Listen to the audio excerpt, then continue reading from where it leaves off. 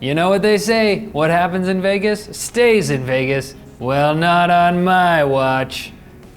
Because all the stuff that's happening in Vegas is not gonna stay there. I'm gonna tell you about it. Also, you might notice we're in the hallway of our hotel because it's nighttime and I'm scared of the dark.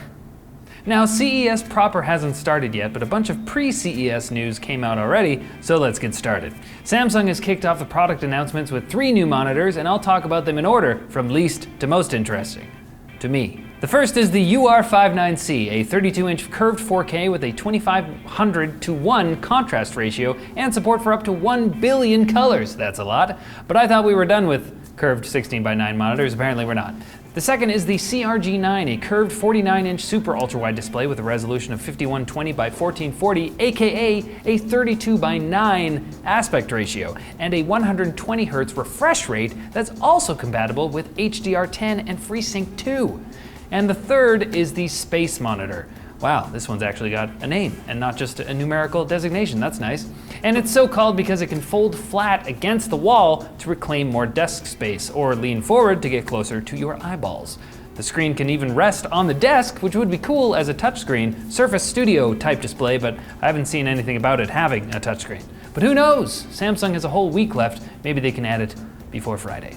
Next up, cars. They're shaping up to be Next up, cars. They're shaping up to be a big trend at this year's CES, and Hyundai and Kia are contributing to that with what they call future technology, the electric vehicle wireless charging system and automated valet parking system, or THYSELF for short. Basically, the system would allow a car owner to use a phone app to send their autonomous car to a valet garage when they arrive at a destination that has a valet garage. Not only that, but the car would then find a wireless charging spot for electric vehicles, notify the owner when the car is at full charge, and then re-park itself in a regular parking spot until such a time that the owner calls it back again.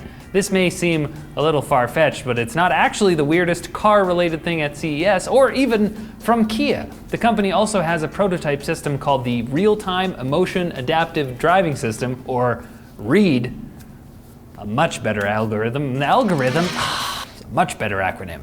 The READ system adapts a vehicle's interior to the passenger's emotional state, using sensors to detect facial expressions, heart rate, and bioelectrical activity.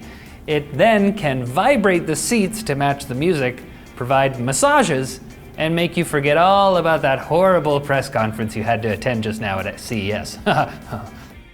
And AMD is looking to have a bigger presence in the laptop market, and to that end has announced its new lineup of 2nd-gen mobile Ryzen processors. The chips are reportedly not based on Zen 2 cores, but there are now quad-core models paired with built-in Vega graphics, and the higher-end models sport a new H designation, indicating a boost in power to take on Intel's chips. Indeed, AMD claims their new chips will give Intel's competing processors a run for their money in Microsoft Office and Photoshop, as well as gaming using the built-in graphics.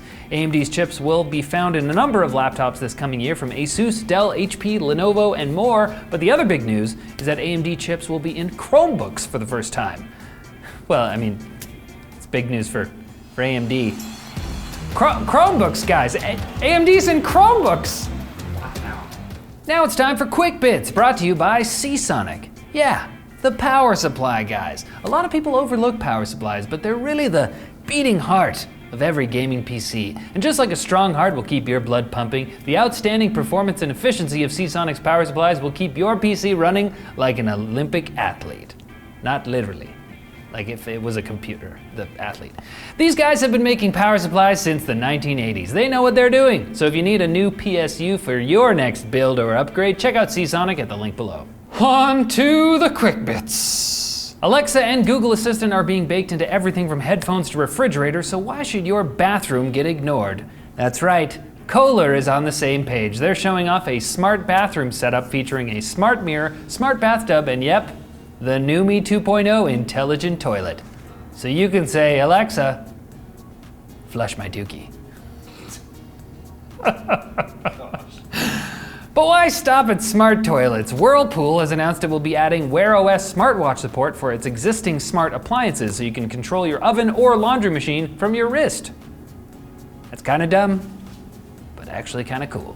Samsung has begun rolling out its Exynos Auto V9 system on a chip, the company's first chip intended solely for vehicles. It's got 8 ARM Cortex A76 cores with 3 dedicated sets of Mali G76 GPUs to drive various displays around a vehicle, which is fitting since the processor will appear in Audi's vehicles, including the ones with those electronic side view mirrors, which are very necessary. To say the red Hydrogen One was an underwhelming phone when it came out would be an understatement. But Red is hoping the new lithium 3D camera rig for the phone will bring you back up to being just whelmed.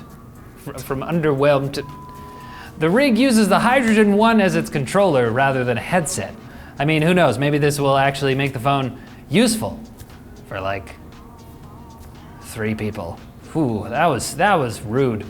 And 5G might not be here yet, but D-Link is looking to the future with the announcement of the 5G NR home router. Rather than relying on a coaxial or network plug, the router will pick up a 5G mobile connection and distribute it in a home through Wi-Fi, which means yes, your router will have a SIM card. It won't arrive until the second half of 2019, but if it means skipping the cable installation to upgrade networks, it might be worth it. I mean, also it kind of looks like it's giving you a high five, and that's kind of cool. All right, that's it for the first of this week's 5 special CES edition Techlinked episodes. That's right, you don't even have to wait until Wednesday. Come back tomorrow for more tech news. What is this, Christmas? I hope not. Yeah, no, it's not. That was 2 weeks ago. That would mean something is seriously wrong with the space-time continuum. Anyways, subscribe, I guess, and maybe we won't be in a hallway next time.